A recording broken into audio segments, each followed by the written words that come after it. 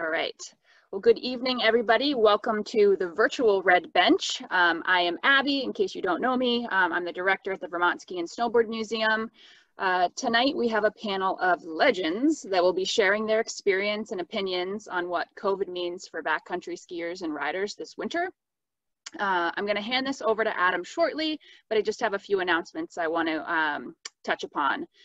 The museum is a member and donor-supported organization. Our goal at the museum and with our outreach is to collect, preserve, and celebrate the rich history of skiing and riding.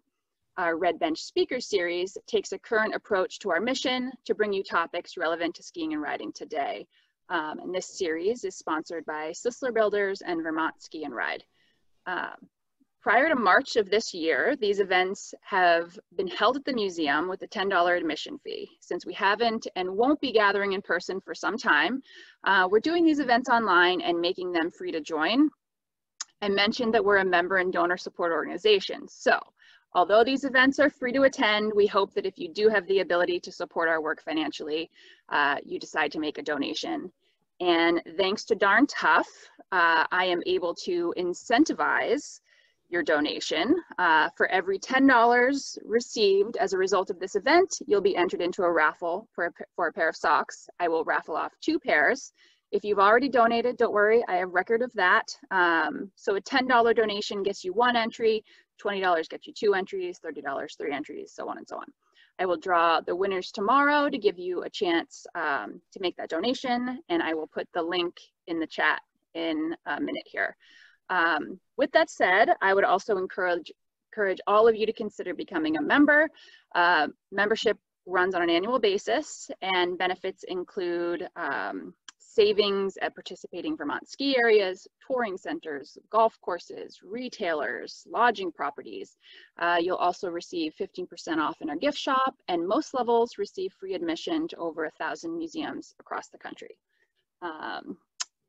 All right, let's get this discussion going. We will have a Q&A at the end, so write your questions in the Q&A box at the bottom of your screen. It is sometimes difficult to get to all of the questions, but we will get to as many as we can. Our panelists tonight are joining us from all over the country. I'm going to let Adam introduce them, but I want to thank them each for being with us tonight. Our moderator for the evening is Adam Howard. Adam grew up in Cambridge, Vermont, skiing at Smugs and backcountry skiing in the shadow of Mount Mansfield. He studied journalism at Western State Colorado University, and after an internship at Powder Magazine and various roles at Backcountry Magazine, he is now president and CEO of Backcountry Magazine's parent company, Height of Land Publications. Adam has traveled the world skiing, but he is happiest ripping with his family at Smugs, where he's also a free ski coach for the Smuggler's Notch Ski and Snowboard Club. And with that, I hand this off to you, Adam. Thanks, Abby. It's great to be here. Welcome all of you out there. It's nice to see some cooler temperatures tonight. When Abby first reached out and asked me to host this panel, and I've been part of these backcountry panels, these Red Bench forums in the past, and they're a great time, and the museum is such a great place to have them. I thought I would reach out beyond our borders and try to get a little understanding of how my friends with Vermont connections would feel or would be able to kind of impart their wisdom about how the rest of the country is dealing with the climate today. It's nice to be through the, at least on the other end of the election, so that now we can focus entirely just on COVID and skiing instead of politics, COVID and skiing. So I'd like to first start by introducing Megan Michelson. I've known Megan for many years as a fellow journalist, and she's written for nearly probably every ski publication and many outdoor publications, primarily talking about skiing and any number of issues, personality profiles, and it's really great to have you here from Tahoe City. Megan is a 2018 graduate of Middlebury College? Something like that. 2004. Also joining us tonight is Andrew McLean, and for those who don't know Andrew McLean, one of the great steep skiing and adventure skiing pioneers in this country, I feel. And I feel that, I reached out to Andrew because I don't think he'd be the skier he is today if he hadn't spent 1 season skiing at Smuggler's Notch when he was, what, 12 years old? His father was a doctor in Burlington. Is that right, Andy? Yeah, it was a little younger than that, but yeah. All right. So it really formed you clearly, and Yes. and thank you for joining us today. And lastly, we have Mike Hattrup, and Mike and I met when I was in 10th grade. My social studies 11th, I think. in high school. No, bear with me. My social studies teacher at Lamoille Union High School wheeled in a television on this, you know, those stands they used to wheel in, and there was a, you know, and he said, we're going to have a test on this at the end, and he presses play, and it's some dude rollerblading down the streets of San Francisco, and of course it was like the opening scene from Blizzard of Oz, and that's where I met Mike Hattrup, and it really, it kind of sent me down my road, right? So here we are today. Thanks for joining us, Mike. There's your Vermont connection. Megan, forgive me. Megan, I'd like to start with you. You've been doing a lot of reporting from around the country about how resorts in particular are dealing with the COVID dynamic. And certainly over the last month or so, we've seen this escalation. And from my research, it seems like, no surprise here, everybody's all over the map, from state to state, county to county, resort to resort. What's some of your latest reporting focusing on? And if you'd like to start by talking about what's happening in the Tahoe area, what's the vibe there? Yep, I live in Tahoe City, California, so I definitely am familiar with what our resorts locally are doing, but I have done quite a few stories on what resorts around the country are doing to prepare for this ski season. All of them are excited to open and offer people an opportunity to get outside and enjoy the reasons that we all go skiing in the first place. But they are following, you know, state and local guidelines from public health directors in terms of social distancing, face coverings required. Some places like Vail Resorts will be requiring reservations to ski. Across the board, ski resorts are going to be limiting day lift tickets and requiring advance purchase of those to try to minimize weekend crowds, just buying lift tickets. So it's definitely a winter that you're supposed to plan ahead, book your days out in advance, sort of check for capacity limits and notifications before you go. The big resorts on some of those mega passes like the Epic and Icon, I think are expecting to see pretty good crowds with people working remote and schools out. A lot of people are hitting the road and, you know, hoping to get their money's worth with their passes. So I think they are expecting a lot of people and sort of figuring out how to manage those crowds, both in the lodge and in the lift lines, and sort through a lot of those logistics. But resorts are definitely excited to be opening and hope to stay open through the season. Right. Hat, what are you seeing in Sun Valley there from your home in Ketchum? And you were just on the hill like just now, yeah? Yeah, we were just at, I'll go through both because we were just at A Basin the first time I'd been on snow, and we had to reserve. A Basin is an icon resort, so we had to reserve our spots there. They had one run open.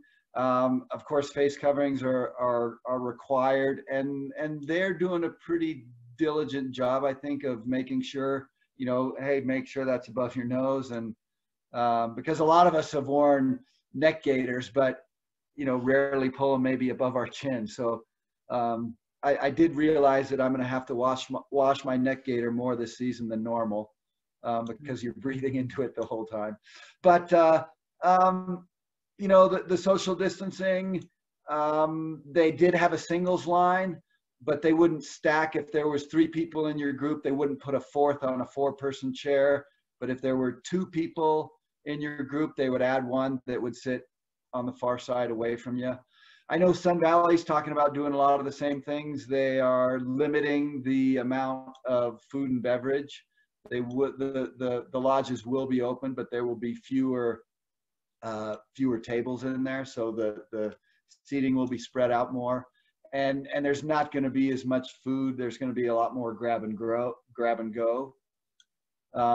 In terms of, you know, uphill capacity, we're lucky in Sun Valley because we don't really have crowds. But at the bottom we do have a gondola that helps access, and that will be, again, if there's singles, they can sit opposite, but I don't think any of the uphill capacity this year, the gondolas and trams are going to be at full capacity. So, right. And Andrew, you're based in Park City, and I know you do a lot more pure backcountry skiing, obviously. But what's your sense of what's happening there in Park City and then over in the canyons? We none of the ski resorts have opened yet. We've just been getting a lot of snow. I think Alta is probably closing in on 3 or 4 feet by now. More on the way, but it's a lot of snow up there. Yeah. I haven't been out yet, but I was in downtown Park City today, and it looked like it was in full steam ahead mode. I mean, there was lots of people walking around. Utah has a mask mandate, and we've been currently spiking with COVID. I think one thing they did was say that you can't serve alcohol after 10 o'clock at night. So that's Utah for it. Right. Well, it sounds like we have the baseline, the baseline seems to be relatively established, around the country. And I know the Ski Area Association has obviously been providing some guidance. What is it like for each of your states? Like, can I get on a plane and go to California right now, Megan, from Vermont, and not quarantine? Or, I mean, I know Utah, I've talked to a friend that runs a lodge there, and they're like, yeah, just come on out. Here's our policy, go. Yeah, a lot of states have different requirements, but California currently, yes, you can come right in. I think it's important to remind people if you are traveling out of state to check those state travel requirements before you go. I know New Mexico, Maine, Vermont, forget some others have the mandatory quarantine or showing a negative COVID test before you cross state lines. Right. And it's certainly a concern here among resorts and folks that I've talked to that, like, with our restrictions, scientifically sound as they may be, it will likely reduce traffic. It will, folks will go to New Hampshire or stay in New York or what have you.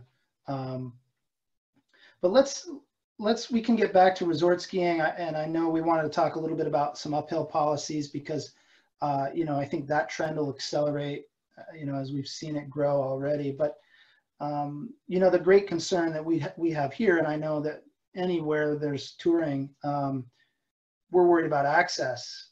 Certainly our considerations in Vermont are a little different, where you may have to cross private property rather. It's certainly less the case in much of the West, but what are some of the considerations you're hearing in the Wasatch, for instance, Andrew, about access? And, you already have a real problem in the canyons with traffic, and what are some of your thoughts, and what are you hearing out there from your friends at, like, the Wasatch Backcountry Alliance? Yeah, the access in Park City is really problematic. I mean, I live in Park City, but I don't do any touring out of Park City because it's all private property from the old silver mining days. Mm-hmm. So there's almost no way, except if you buy a pass, to go access the backcountry. So, most of the backcountry in the Wasatch is through the 3 main canyons, Little Cottonwood, Big Cottonwood, Mill Creek, in the central Wasatch.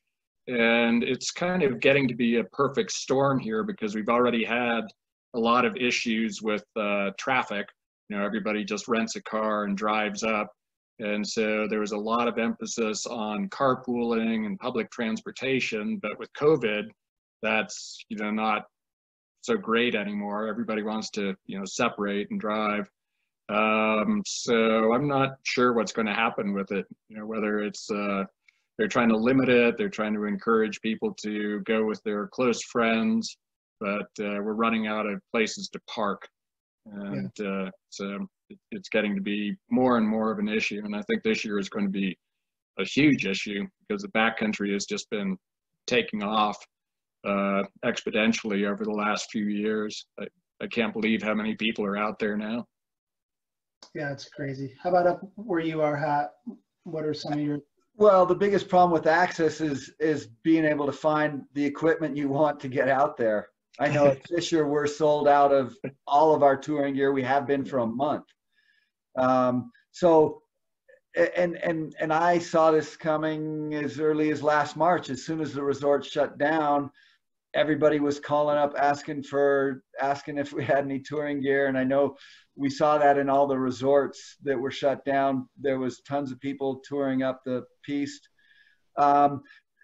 Access is not really an issue in the Sawtooths and the ranges right around Sun Valley. There's not that many people around, and so that's not going to be a problem. Most of the yurts I guide a little bit for Sun Valley Guides, and there's a yurt system there in Sun Valley Trekking owns. And I don't think any of the guys, I don't think we're going to be doing any yurt trips this year. Clients can stay in the yurts, but we probably won't mix guides and clients.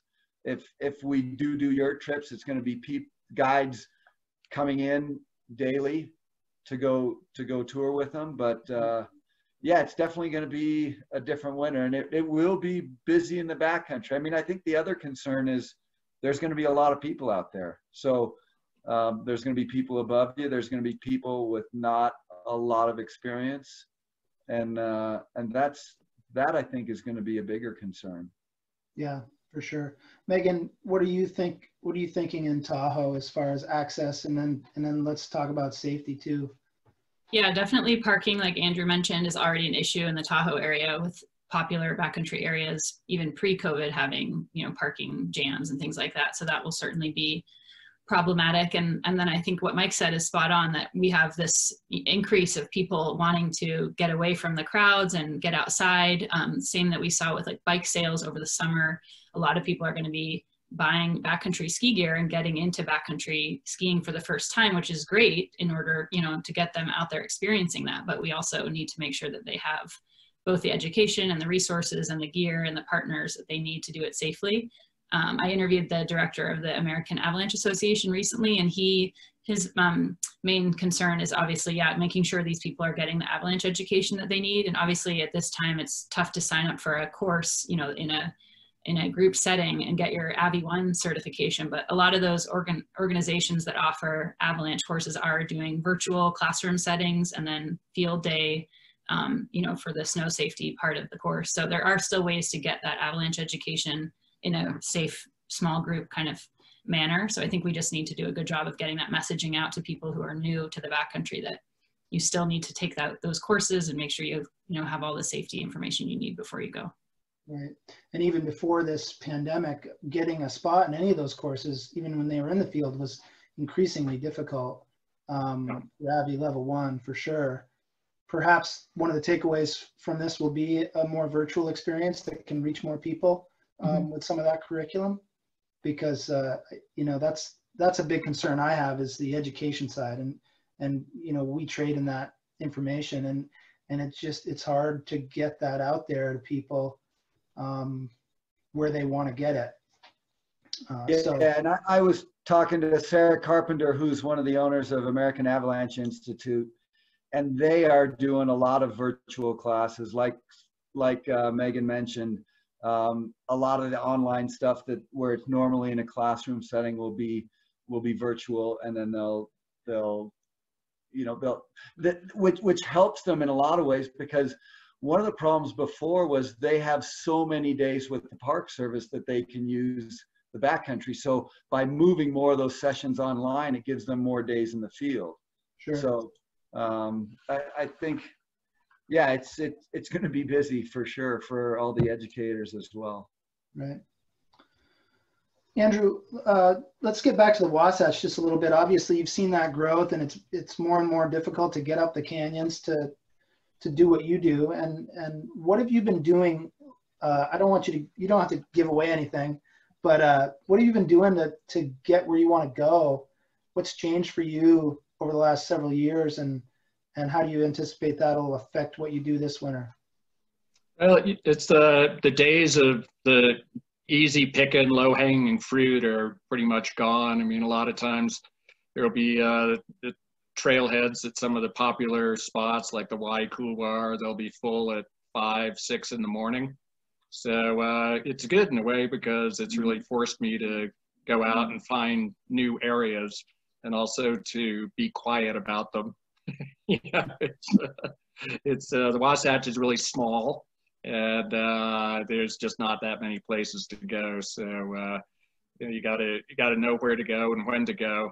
But yeah, the pressure is definitely on. You're used to be able to have your pick at Mount Superior, why not, Y Couloir, any of those, and now they get hit all the time, virtually all the time. And a lot of times there will be a chain of people going up them, which is kind of an interesting new avalanche concern, because it's one thing if you're just 2 people going up, just you and your buddy, but suddenly if you're looking back and there's 10 other parties below you, if there is an avalanche, it's going to, travel a couple thousand feet and catch a whole string of people instead of just 2 people. So it's changing the dynamic of the backcountry in the Wasatch. You really have to, there's, always the terrain and the snowpack, but now there's the crowding issue as well. So it's been fun. I mean, you got to be more creative about it, find places to go, and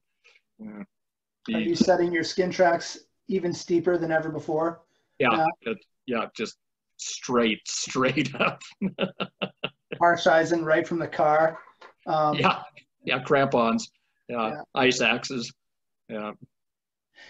Megan, I know you have young children and you're probably not touring as much as you might like to. And I don't want to assume anything, but like, what are you doing and what are you seeing about getting your kicks in the Tahoe? Yeah, I think, well, being a parent has made me appreciate whatever time I get out there. And obviously I enjoy going out and skiing with them too, but they're not quite into backcountry skiing just yet. But I think the resorts are kind of sending this message out too, but I think it applies to the backcountry as well, and this entire pandemic, we've all had to kind of slow down and appreciate the little things in life and the walks that we get to do outside, and just those little moments. So I think the same will apply to the backcountry, that like things will take longer. You may not be able to go to the zones that you once went to, but like any chance that we get, even if it's just like tromping around your backyard hill or whatever it may be, we should just be grateful for it and try to do it responsibly. And I feel that way, just like any little, even if it's just one little lap from my house, like I'm super happy about being able to do that now. Yeah, amen to that. Let's talk about this growth in uphilling, skinning up within a resort boundary. Obviously this has been going on for a long time, certainly in Europe, and there's even like peace touring, right? They call it Hattrup, where you'll connect all these. Yeah, but I don't think it's been going on really any longer there than it has here. Oh, yeah. I never used to hear about it over there. It's certainly popular now, like it is here. Most people are doing it after work there, as opposed to a lot of people here do it in the morning. But the cool thing about Europe is there's these mountain huts everywhere, so you can skin up, have a goulash soupe and a beer, and then ski down. And so it's been an issue in that parking lots are filling up, and they weren't ready for this either. Right. Now, and for those of you who don't know, Mike Hattrup, who worked for many years with K2, now works for Fisher. What are you seeing on the equipment side of that equation? How many people are buying equipment simply for that and don't have any expectation that they're going to ski tour beyond that? Well, it's hard to know exactly, but there's definitely a group that don't have any aspirations for true backcountry, but they want something different than sitting on a Stairmaster or a treadmill, and skinning up outside and watching the sun come up is certainly, in my world, way more preferable to a gym, especially right now. But some of the cool things I think about being able to skin up at the resort are, you don't need to have any special equipment other than touring skis, boots, bindings. You don't need a beacon, shovel, probe. You don't need to know how to use any of that. You don't need to be a very good skier, because instead of maybe deep powder, or wind affected, or breakable crud, you've got a perfectly groomed pitch. And you don't need to be paying attention to what's going on in terms, I mean, you need to be paying attention to any mountain traffic, snowmobiles or cats and that stuff, but you don't need to be worrying about whoops and what's going on with nature. You can put in a podcast or music and lose yourself in that. And I think it's a great way to get out, and some of those people will never go into the backcountry, but some of them will go after they've done it for a while and go, you know what, this is pretty cool. I want to go try skiing that powder slope over there. Megan, what are some of your conversations been like, and some of your research around talking to resorts about this dynamic? Because it's certainly, talk about the way different states and different areas are dealing with COVID. It's certainly that way with resorts dealing with uphill traffic, because it's the Wild West everywhere. It's different everywhere. It is. Well, I think it depends on the resort. You have places like Aspen Snowmass, which has always been very welcoming to uphill traffic, and even continued in March through the spring, allowing uphill users. Whereas a lot of, what's that? And grooming for it. Right. And then other resorts that previously did allow it, shut it down in March because they just didn't want to encourage people to travel or to congregate. I've spoken to a couple of resorts in Tahoe who that do allow back or uphill access. One of them doesn't want to market it at all, barely has it on their website because they don't want crowds coming specifically for that. The marketing director there told me that it's like encouraging people to walk through a construction zone, because they're early in the morning, there's snowcats, like they just don't want a lot of people who don't know what they're doing trying to do that. And then Sugar Bowl ski area, which is normally like one of our Tahoe's more welcoming to uphill, is only allowing uphill access this year if you have a season pass, and they limited season pass sales. So it's a pretty, you can't just show up and skin up the mountain there anymore. So I think you, again, have to check your local resort before you go, mind their policies. A lot of them have specific routes or specific hours, or you have to buy a ticket. So I do agree with Mike that it's like a great way to get people outside and sort of using that touring gear, but you do have to check to make sure your resort is allowing it this year. Right on. And Andrew, you're a big time uphill skier within a resort confined area, right? You've been all over this for a long time, right? I would be if it was allowed. I think it's pretty much forbidden in all of the Utah places. Like Park City allows it, but it's you can only go halfway up one run, and you have to do it early in the morning. So you can't really use it for anything aside from just a little bit of a workout. Brighton allows uphill traffic to access the backcountry, but none of the other resorts allow it. Like Snowbird, I think you have to hire a guide and do it before opening hours, so that they technically allow it. I don't think anybody's ever done it. But hire a guide just to check avalanche conditions, or make sure you don't go off the blue squares. Or... I don't know. It's it is a little tricky because the Park City area, I can see there it's all private property. If they want to allow it or not allow it, that's their choice. But the other areas, Brighton, Solitude, Alta, Snowbird, are on public land. So I think that ideally they would have an uphill track that you could do, anytime, 24 hours, where you could use that and get to the back side, because without that, you're shutting down the access. And I understand their problem. They've got, they're shooting avalanche guns, they've got powder, they're doing winch catting, they really don't need uphill traffic. But at the same point, I think it would be ideal if they did have an uphill lane that was just open, all the time, that skiers could use. And Hattrup, you probably have the most experience in Europe, being over there for many years and guiding and et cetera. And we always hear like, well, you can go uphill anytime you want over there. Is that really true, or is it different country by country? And I'm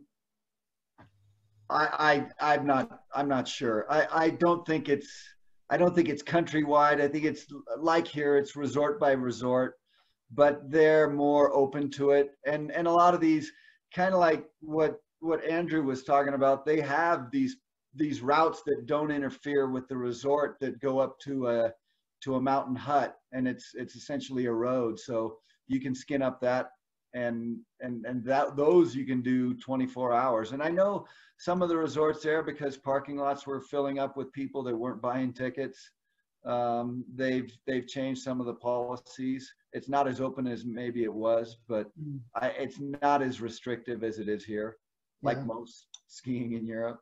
Yeah.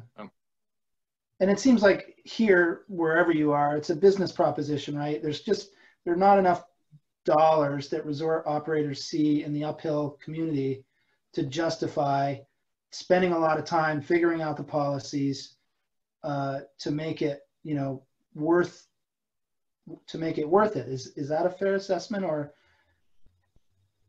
I think that's a fair assessment, but I think maybe they're missing the part that, you've got a family that's trying to figure out where to go on a ski vacation, and maybe they don't want to ski every day and they want to do something else. And maybe part of that activity is uphill skinning. So and who knows, there's in the overall scheme of things, there's a tiny fraction of people that are going uphill at resorts. So from a business standpoint, it's maybe not that important to them, but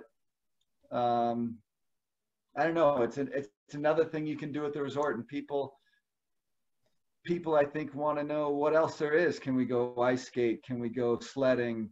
There's a lot of things that maybe us diehard skiers aren't thinking about, that a family is thinking about, when you got a lot of you've got people that maybe aren't as serious in skiing, or they've got younger kids that are just as interested in sledding down a hill as they are skiing. So having the more things that you can offer the customer, I think the better the attraction of the resort is. Yeah. And what I've seen is a lot of the European resorts were community owned. They were a village or a community before they were a resort. So it's not owned by a single corporation or an entity. It's much more open to the community, and they've got cheese sheds and old houses and all sorts of traffic, or people need to go around, move around in the mountains a lot more, whereas the US areas are more developed. They're a little smaller, they're a little tighter, and they were built as a ski area, not really as a town that turned into a ski area. Yeah. I want to shift gears just a little bit here and talk about the horizon, because I think, we're all really looking forward to skiing this year, and we hope that the end of times don't come and that we can do that. But like Andrew, you'd be in Antarctica right now, right? Right. Yeah. On a cruise ship, no less. So that was a double negative there. Yeah. So yeah, like getting into Argentina was a problem, and then on top of that, there was getting on a cruise ship. So there were countries, there were issues with getting into a country, but then there was just the issue of going on a cruise ship, which a lot of people just, that's tricky to begin with. But with COVID spreading on cruise ships, people weren't thrilled to spend the next 6 months floating in quarantine in the Drake Passage. Well, nobody would accept them. That's through ISAC's expeditions, right? You're right, out of Tahoe. And how long at what point did Doug Stoop, at what point did he pull the plug on that? Did he keep it on the line for a while, or was it like in March he said, we're not doing it this year? What did that look like? No, it was one of the big problems was just so many people justifiably canceled. There's just so many different levels of risk out there. Some people could care less, and other people are incredibly paranoid. So if half the people cancel the trip, suddenly it's not economically viable, because you still have to have all of the ship crew. You have to pay for all of this. So you're going to be paying the same price whether you have 10 people or 110 people. and just was not making any sense to do it this year. You know, they said the company that we work with, Quark Expeditions, said at the time they were planning on holding the trip, but Doug and ISACs decided not to. Probably a good thing considering what's happening. We had a trip planned last spring in early May to sail around the north of Norway, which we did the previous year as well. And I was thinking there couldn't be a worse place to be than on a 10 bunk sailboat for a week with people from around the world during COVID. It's laughable really to think about it right now, but at least a cruise ship has a little bit more space. But Megan, a lot more people as well, so it's relative. Yeah.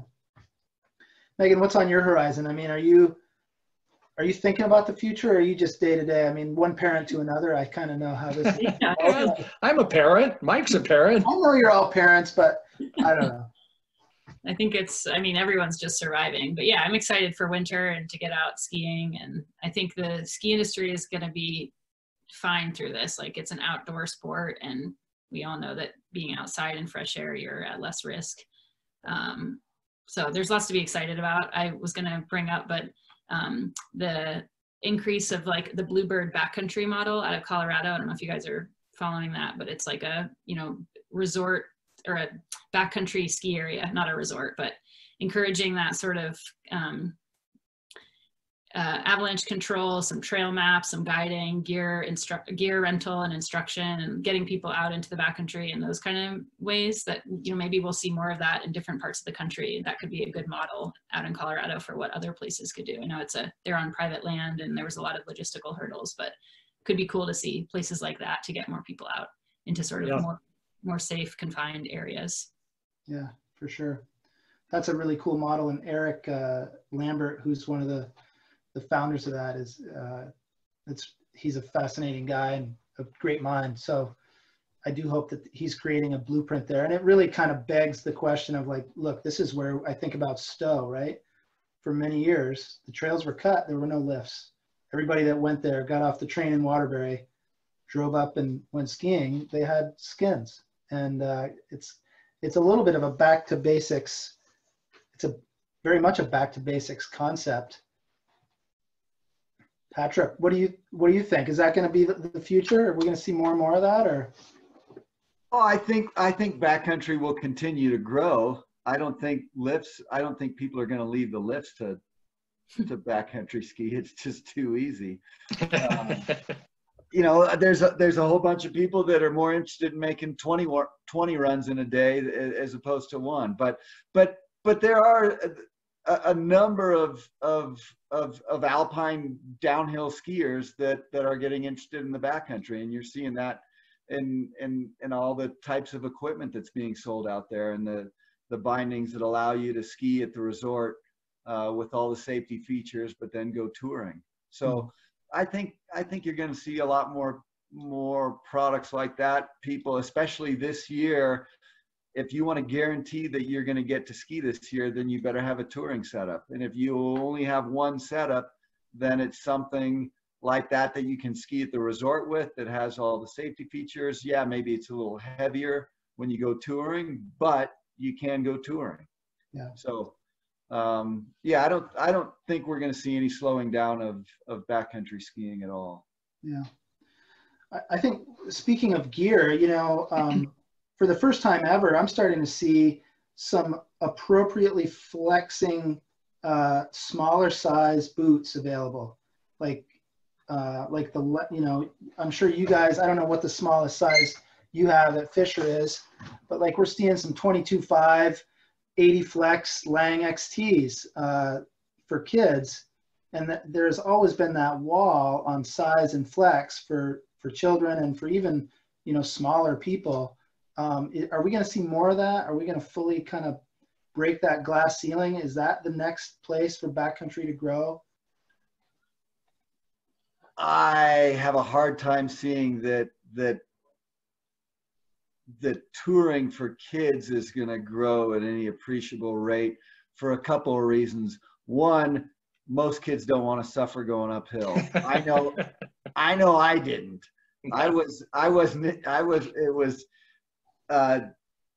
think I was 30 before I thought about walking. It's like, I got a lift right here. Why would I fucking walk uphill?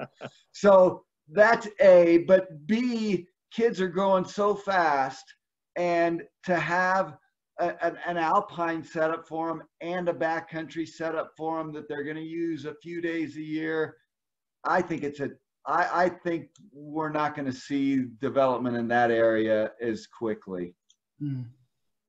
Megan, have you done any gear type research on that, or? I haven't. Mine are too little. They're still just learning how to ski the resort. So. Yeah. So I put my kids, when they were young, I just cut up some old skins, slapped them onto their alpine skis, unbuckled their boots, and they just shuffled along with me. Yeah. Yeah. You know, so as long as they don't know any better, it's okay.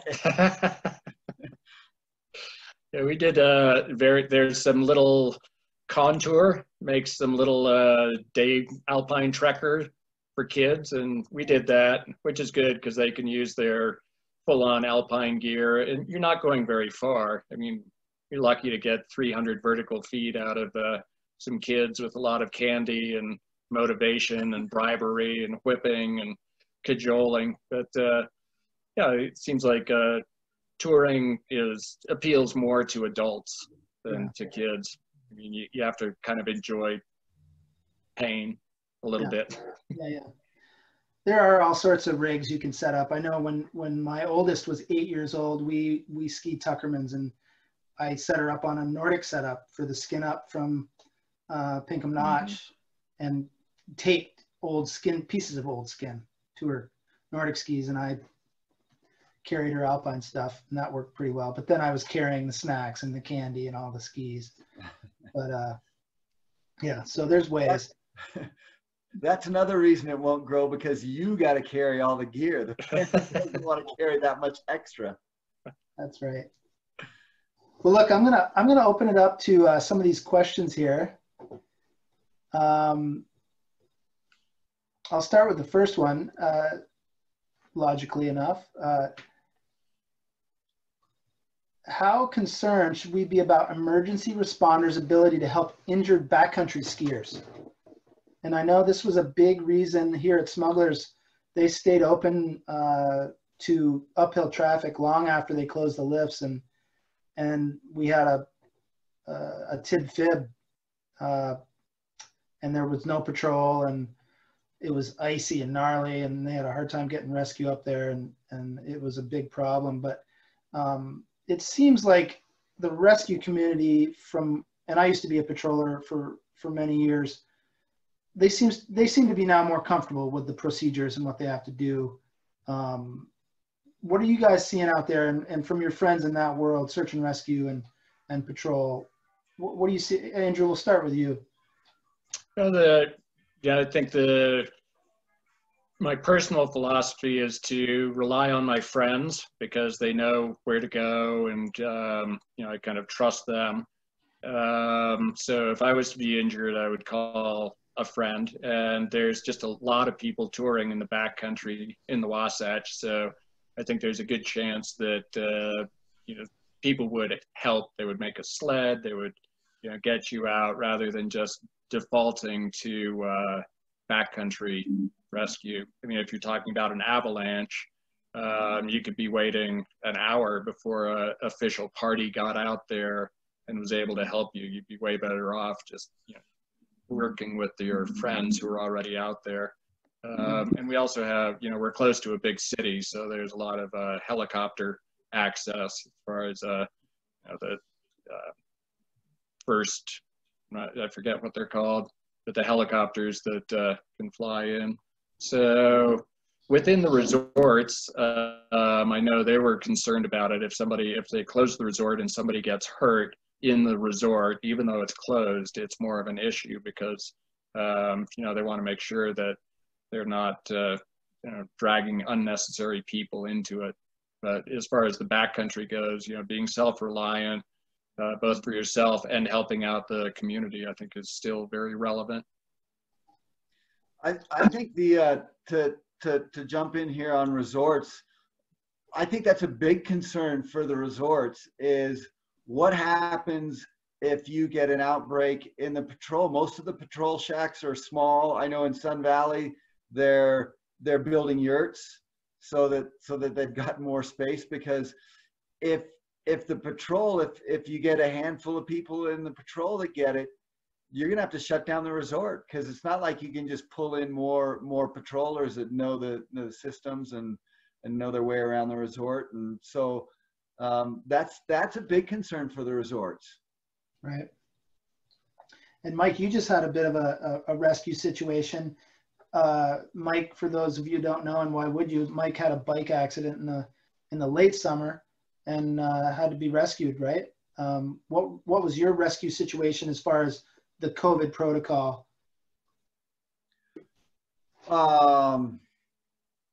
Well, do you remember it? Yeah, no, I remember it, but COVID protocol. So I was able to ride most of the way out before I met the rescuers on their way in, and you know, typical protocol you see anywhere else. They're wearing masks. They've got hand sanitizers, and they're careful that way. But you know, and then of course when I got into the hospital situation, it's a whole nother level. I mean, they're super conscientious. The people that have COVID are in a whole different wing of the hospital than the rest of the patients, and you can't get close to the hospitals. When I was in there, my family couldn't come to see me. I couldn't even go down and meet them at the door. So they're, you know, they're really careful. But in terms of emergency medical practitioners, COVID, I think from what I can tell, it's the same as in the regular hospitals. It's not hugely different. Yeah. Well, so much of the concern in the spring was overwhelming the healthcare system and doing something which might have been considered frivolous. Let's hope we don't get to a place where that again becomes a concern. No, but and that's a great point. And I actually stopped touring last spring for a while. I spent the first month of COVID just Nordic skiing, and I'm not really a Nordic skier, so that was. But I think we all need to be, and here's a guy who maybe didn't do a very good job of that, or definitely didn't do a very good job of that. But we all need to back off a little bit from where we know that edge is, because, you know, early on in Sun Valley was one of the highest hit places. I think it might have been the highest infection rate on the planet at one point, but certainly way up there. And there's only, I think there's maybe one ventilator in town and very few hospital beds, but we were fortunate because it wasn't strong anywhere else. And we shuttled everybody down to Twin Falls or to Boise. But now all those towns their hospitals are filling up. So a town like Ketchum, small town with a small hospital, is not going to have that capacity anymore, not to have that outlet. So so everybody does need to back off a little bit, save those big objectives for another year. They're still going to be there. Do something a little bit mellower. Ski a slope that's 30 degrees. It's still really fun skiing. That you're not worried about an avalanche. So I think all those kinds of precautions are especially prudent this year. Right. Megan, can you dovetail onto that from your perspective in your zone? Yeah, I think, I mean, obviously that messaging hit pretty hard in the spring with avalanche centers closing down their forecasting and telling people, you know, don't come backcountry skiing here because they didn't want to put a strain on their both medical resources and their emergency responders. And I think Mike is right. We definitely want to, you know, keep toning it back this winter and relying on ourselves and our partners for those types of rescue situations, ideally avoiding them in the first place. But if, you know, accidents were to happen, I think you have to kind of be self-reliant and not assume that there's going to be someone coming for you. I also think in the spring, though, we didn't know as much about the virus and how to protect ourselves and others from it. So I think hopefully first responders, can come out and help people and feel comfortable with face coverings and other precautions put in place, since we have more information on that than we did in March. Right. We have several questions here from folks asking about Vermont's quarantine policy, and just because we have a largely Vermont audience, I'll share what I know of it, which is you have to quarantine for 2 weeks once you arrive here, or you have to take a test, quarantine for 7 days, and then take another test. So that's pretty controversial, I think, for a lot of people in the ski industry. And it sounds like to me that is a lot more stringent than anything I'm hearing from certainly Utah, California. Utah, 0. Right. California, what's the policy there as far as flying in? And no policy, you can come on in. Yeah, and Idaho, I'm sure, is wide open too. Yeah, Hattrup, is that true? Yeah, Idaho's wide open. Yeah.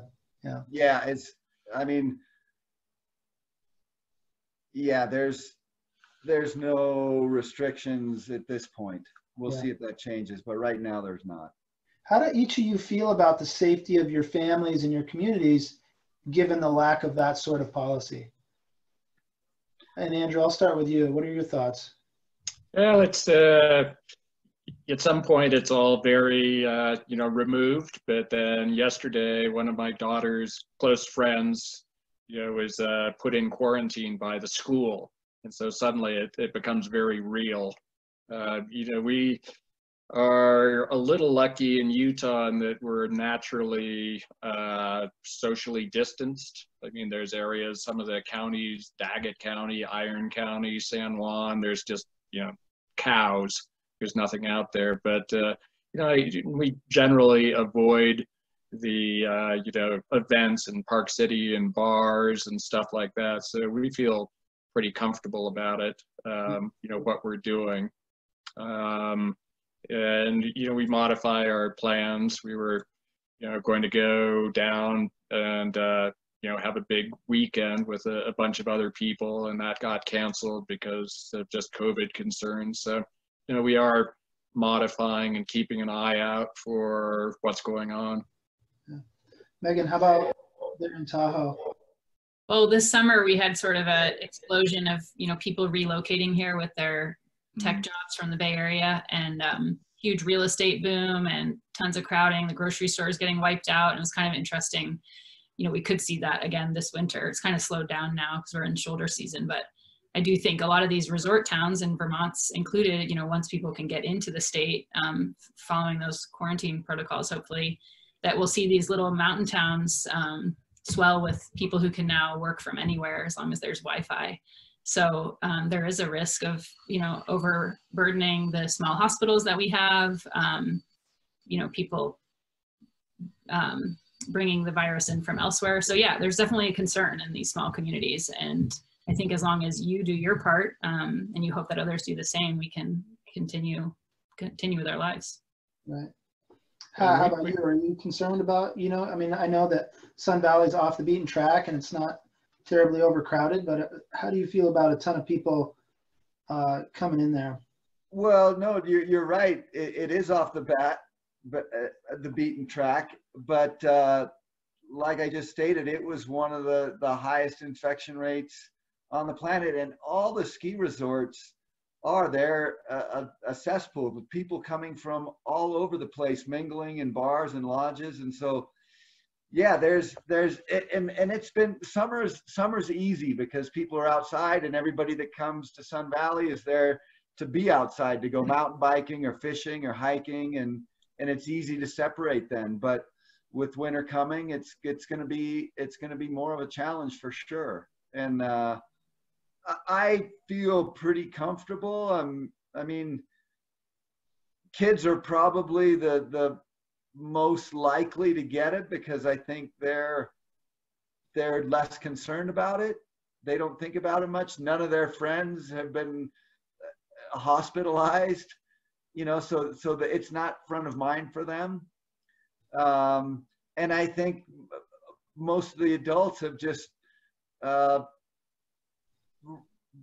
feel comfortable with not socializing as much. And if they do, they're doing it with small groups. And, you know, again, up until now, it's been outside barbecues. So we'll see what happens in the winter. Right. I think from a ski resort's perspective, they really don't want to be known as a hot spot. Like we had Park City was open for business last spring, and all of a sudden they had a whole bunch of infections, and it's just really bad for business. And so I think, you know, the resorts are, at least in Utah, are open, but I think if anything starts to happen, they're going to shut it down right away, you know, because Alta doesn't want to be known as a hot spot, because people tend to hang on to that. Right, right. Well, I think it would be very easy to get into politics now, because as you know, resorts may or may not have to shut down here in Vermont and elsewhere. The economic reality of that, without any sort of backstop from Congress, is getting, you know, more and more concerning by the day.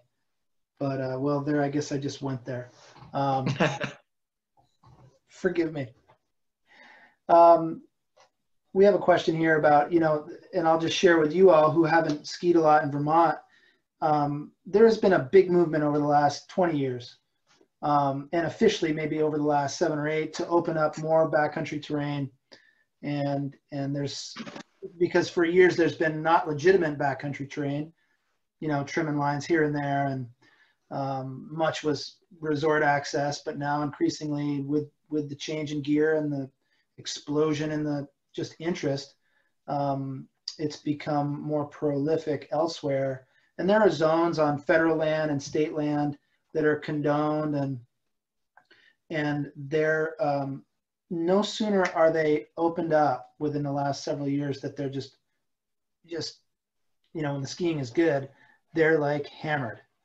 Parking's an issue, and so on and so forth. And the question we have, one of the questions we have here is how much could there be and should there be to kind of satiate that interest?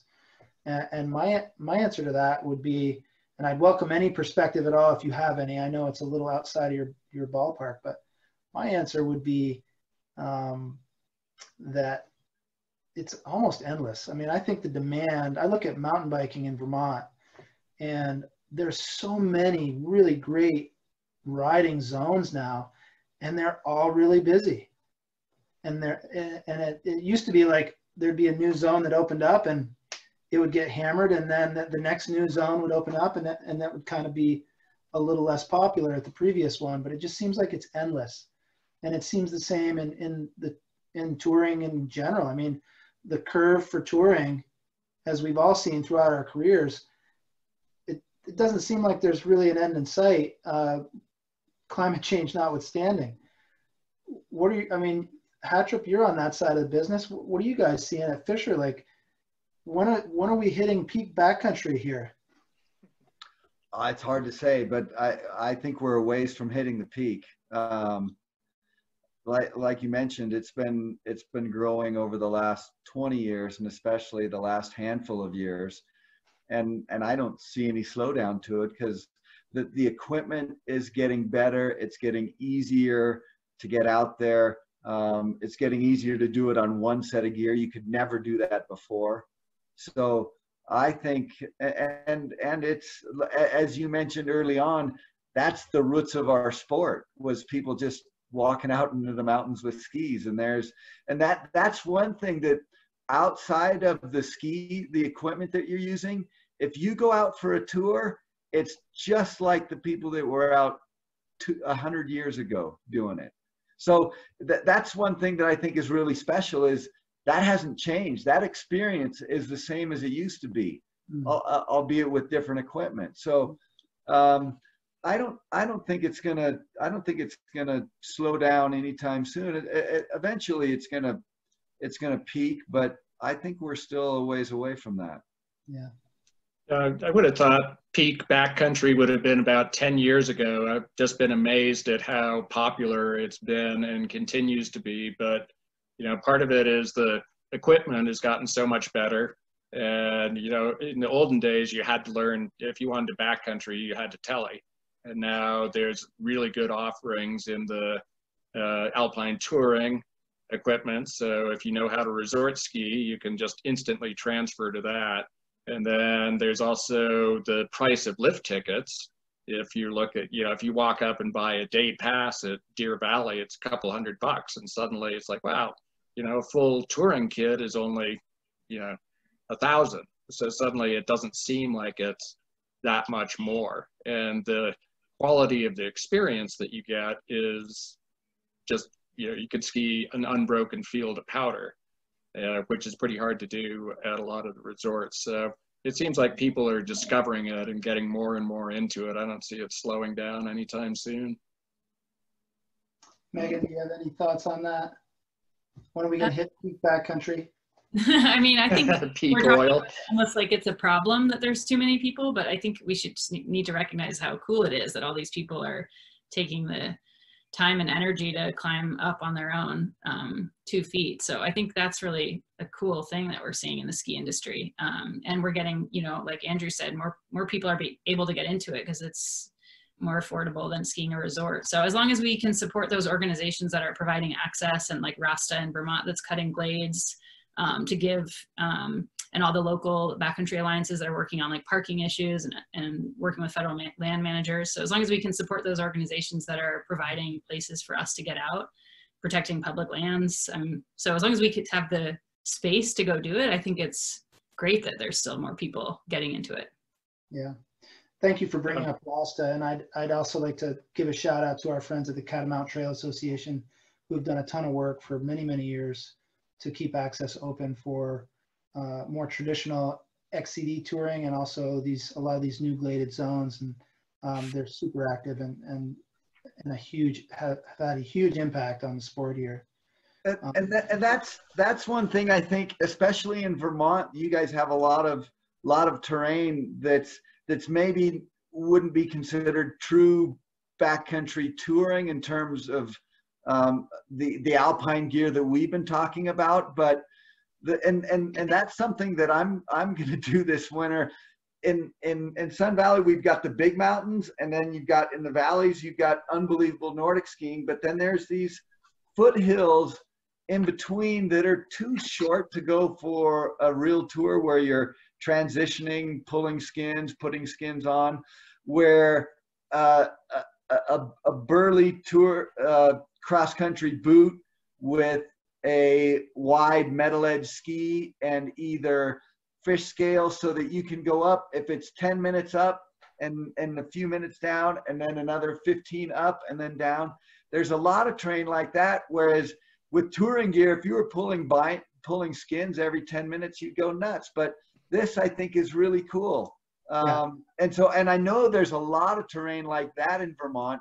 And the cool thing about this terrain too is, again, you don't need to have a beacon shovel probe, as long as because the angles are usually not big. I'm talking about, big, whether it's golf courses or just you have a lot of hilly terrain, or even dirt roads that are snow covered in the winter. All that, you don't need beacon shovel probe, all the education that goes along with that and the experience, but you can still get out and enjoy touring and all the things that we like about touring on bigger mountains.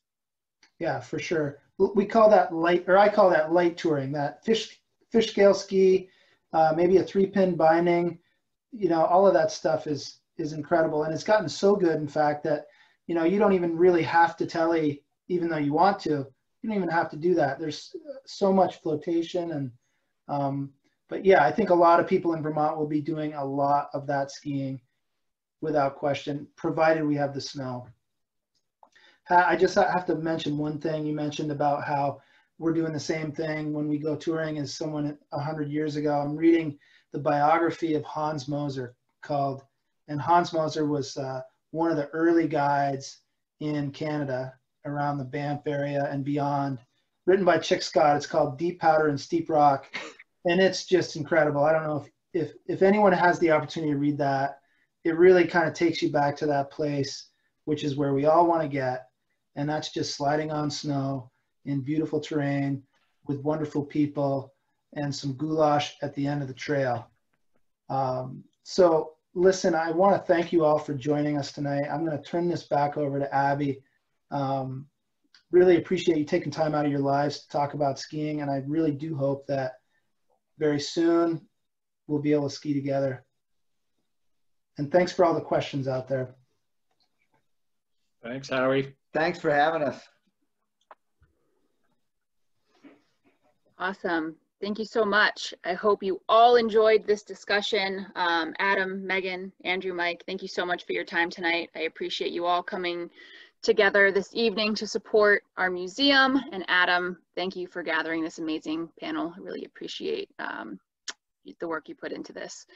And thank you all out there in our audience for joining us tonight. Don't forget, your donation could win you a pair of Darn Tough socks, but more importantly, it supports our work and allows us to continue doing these events.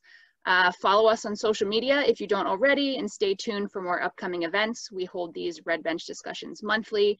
Our next one will be December 3rd with backcountry author David Goodman. That's all I got for you tonight. Thank you all for being here, and have a wonderful evening. Good night, Thanks, everybody. Abby. Sounds good. All right. Bye. Bye. See you later.